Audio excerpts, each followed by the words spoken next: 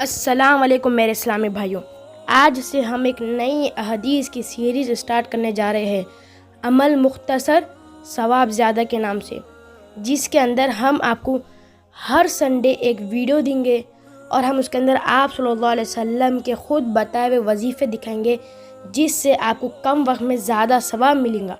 تو آج ہم آپ کو احادیث مبارک کے وظیفے بتائیں گے، جس کو اگر آپ اپنی دعا میں یقین کے ساتھ شامل کر لیں گے تو پھر آپ کی دعا ضرور قبول ہوگی۔ تو ہماری پہلی حدیث کے مطابق اگر ہم ان 5 کلمات کو ہماری دعا کے اندر شامل کر لیں گے تو اللہ تعالیٰ جو ہم مانگیں گے عطا کریں گے۔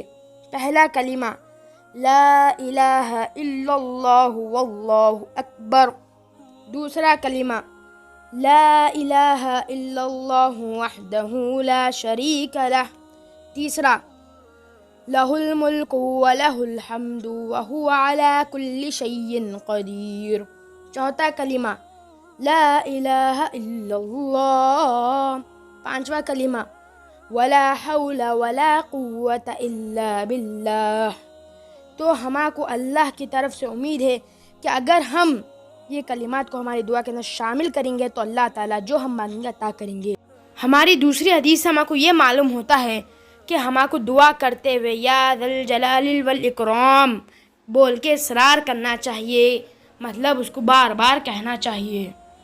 تو ہماری تیسری حدیث کے مطابق حضرت سلمہ رضی اللہ تعالیٰ عنہ فرماتے ہیں کہ میں نے کبھی آپ صلی اللہ علیہ وسلم کو یہ کلمات پڑھے بغیر دعا کرتے ہوئے نہیں دیکھا۔ تو آپ اس کی اہمیت سمجھ سکتے ہیں۔ وہ کلمات کچھ اس طرح ہے: سبحان ربی الاعلی الوہاب۔ اس کا ترجمہ یہ ہے: میرا رب سب عیبوں سے پاک ہے، سب سے بلند، سب سے زیادہ دینے والا ہے۔